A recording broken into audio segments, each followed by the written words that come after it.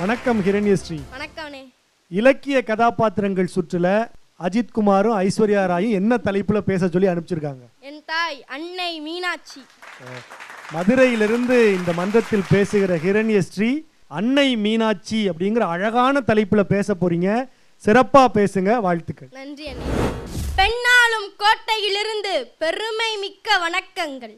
என்னுடைய கன்னி நகரத்தில் பெண்ணொருத்தி தெய்வமானாள். அவள்தான் கண்ணகி. தெய்வமே பெண்ணாய் வந்து பிறந்தாள். அவள்தான் என் அன்னை அழகு மீனாட்சி. அங்கையர் கண்ணி, பட்டத்து அரசி, பவளவாய் மொழியாள் அரவணைக்கும் அன்பரசி. மாறாத அன்பு வச்ச மகராசி, மறையாத எண்ணம் கொண்ட மீனாட்சி. இந்த வரிகள் அவளுக்குத்தான், அவளுக்கு மட்டும்தான். பாண்டிய மன்னன் மலையத்து வசனும் காஞ்சன மாலையும் குழந்தை வரம் கேட்டு கண்ணீர் மல்க யாகம் நடத்தினர்.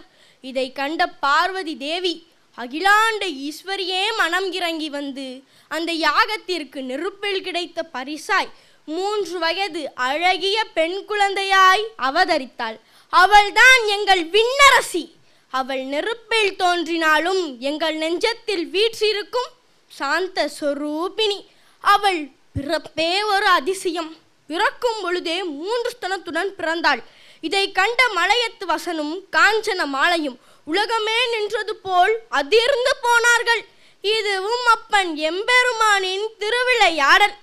அப்போது தேவர்களிடம் இருந்து ஒரு சத்தம், மன்னா மனம் வருந்தாதே, அந்த குழந்தைக்கு அனைத்து கலைகளையும் கற்றுக் கொடுத்து ஆணுக்கு நிகராக வளர்த்து வா என்றும், அவள் மனப்பருவம் வரும் பொழுது அவளுடைய 3வது ஸ்தனம் மறைந்துவிடும் என்றார்.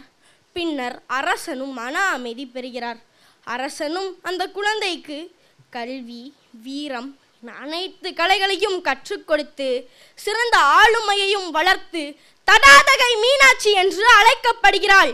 என் தாய் மங்கையர் கரசி, இந்த உலகத்தை ஈன்ற அரசி இப்பொழுது பட்டத்து அரசி ஆகிறாள். ஆணுக்கு நிகரா என்றெல்லாம் கூற இயலாது. அவளுக்கு நிகர் அவளே. அவளின்றி எவர் மில்லர். செங்கோல் வலுவாமல் ஆட்சி செய்து பாண்டிய நாடு பொன்னாடாக பொலிவு பெற்றது. மீன் போன்ற கண்கள் இமை மூடாமல் எங்கள் நாட்டை கட்டி ஆள்பவள். தன் வீர பராக்கிரமத்தால் இந்திரனை கூட பணிய வைத்தவள். கைலையிலும் கால் பதித்து சிவனின் போர்ப்படைகளை வீழ்த்தியவள். அங்கே இருப்பவர் என் அப்பன் எம்பெருமான் அல்லவா? அனைத்தையும் அறிந்தவர் அல்லவா? அன்னையோ வாள் எடுத்து வர சிவனின் வீரமுகத்தை கண்டாள். அன்னையின் வீரம் செறிந்த முகம் வெக்கத்தால் சிவந்தது. 3வது ஸ்தனம் மறைந்தது. இறைவனே தன் கணவன் என்பதை அறிந்தாள். மலானனை கண்டதும் காதல் கொண்ட என் தாய்க்கு திருமணம். படைகள் சூழ தேவர்கள் கூட. விஷ்ணுவால் உலகாலும் ஈசனுக்கு உமையோடு திருமணம். வழக்கமாக மாப்பிள்ளை கையில் தானே பெண்ணை கொடுப்பார்கள். ஆனால் இங்கு மணமகள் மீனாட்சி கையில் தான் மணமகன் சொக்கநாதரை கொடுப்பார்கள். வீட்டோடு மாப்பிள்ளை என்பார்கள். அதற்கு பிள்ளையார் சொல்லி போட்டதே என் அப்பன் சொக்கநாதன். விண்ணை விட்டு வந்து என் தாய் மீனாட்சியை கரம் பிடித்தார். இன்றும் இந்த மண்ணுலகில் காட்சி தருகிறார் என் அப்பன் சொக்கநாதரும் மீனாட்சியும். அன்னையை நினைத்தால் போதும், நம்முன் நின்று விடுவாள், அருளிடுவாள் என் அற்புத தாய். புலவர் குமரகுருபரர் தன் குருவை தேடி மதுரைக்கு வருகிறார். அப்போது திருமலை நாயக்கர் மன்னர் உபசரித்து மீனாட்சியை பற்றி பாட சொல்கிறார்.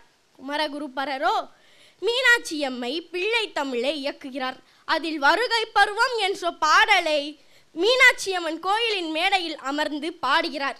கயற்கண் அம்மையே வருக, மாணிக்க வாசகியே வருக, தோகை போன்றவளே வருக, பாண்டிய மகளே வருக, பெண் யானையே வருக என பாடுகிறார்.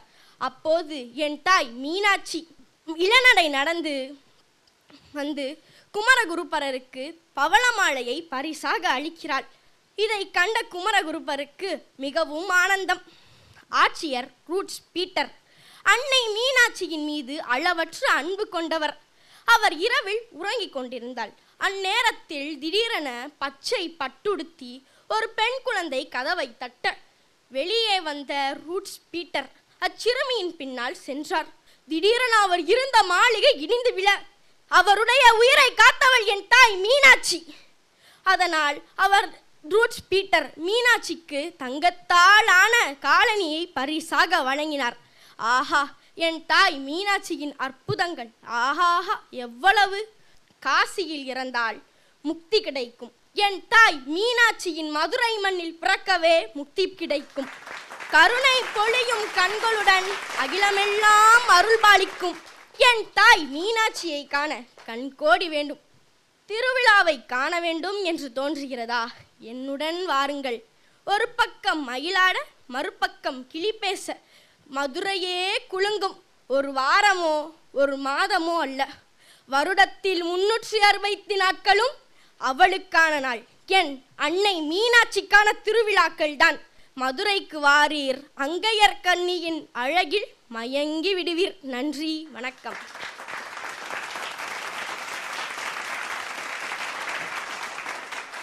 ஒரு நல்ல உரையை ஹிரண்யஸ்ரீ இந்த மன்றத்தில் வழங்கி இருக்கிறார். மதுரை மீனாட்சியினுடைய அந்த மகிமையை இந்த மன்றத்தில் ஹிரண்யஸ்ரீ முன்வச்சு பேசியிருக்கிறாங்க. ஹிரண்யஸ்ரீயின் இந்த உரைக்கு நடுவர்கள் என்ன மதிப்புரைகளை வழங்குறாங்கன்னு கேட்கலாம். முதல்ல அன்பிற்கினிய கவிஞர் நிரஞ்சன் பாரதி அவர்கள். கடவுளை போற்றிய கதாபாத்திரங்கள் பற்றி சில பேர் பேச, கடவுளையே ஒரு கதாபாத்திரமாக்கி நீ பேசியிருக்கிறாய். அது ஒரு தனித்துவமான ஒரு விஷயம். அதற்கு முதற்கண் என்னுடைய பாராட்டுகள். ஒரு அருவி போன்ற ஒரு நடை. எனக்கு ரொம்ப பிடித்தது உன்னுடைய பேச்சில் உன்னுடைய கருத்து வளத்தையும் தாண்டி உன்னுடைய அந்த தைரியமான உடல் மொழி. இந்த அரங்கம் எனக்கு சொந்தம், இந்த அவை எனக்கு சொந்தம், ஏன் அன்னை மீனாட்சியே எனக்கு சொந்தம் என்பது போன்ற ஒரு தோரணையோடு நீ பேசிய விதம் என்னை ரொம்பவே கவர்ந்தது. என்னுடைய கருத்து என்ன அப்படின்னா, பெரும்பாலும் உன்னுடைய பேச்சை அந்த மீனாட்சி கல்யாணம் எடுத்துக்கொண்டு விட்டது. அப்படி இல்லாமல் அதை கொஞ்சம் குறைவாக அதை பதிவிட்டு இந்த மீனாட்சியோடைய திருவிளையாடல்கள் நீ சொன்ன இல்லையா, இந்த குமரகுருபரர் கேள்விப்பட்டிருக்கேன், அந்த மதுரை ஆட்சியர் உட்ஸா அவர் பேர், அது எனக்கு புதிய செய்தியாக இருந்தது. ரொம்ப சிறப்பு. அதற்கான மெனக்கெடலுக்கு வாழ்த்துக்கள். அது போன்ற இன்னும் நிறைய செய்திகளை நீ சொல்லியிருந்தால் இன்னும் மீனாட்சி ஒளி வீசி ஆசீர்வதித்திருப்பாள் என்று தோன்றுகிறது. வாழ்த்துக்கள். கவிஞருக்கு நன்றி. தொடர்ந்து எங்கள் அண்ணன் சொல்லின் செல்வர் மணிகண்டன் அவர்கள். முதல்ல இரண்யஸ்ரீயை தொடர்ச்சியாக இந்த தமிழங்கள் உயிர்மை பகுதி 1 பார்த்து கொண்டு இருக்கக்கூடியவர்களுக்கு தெரியும்.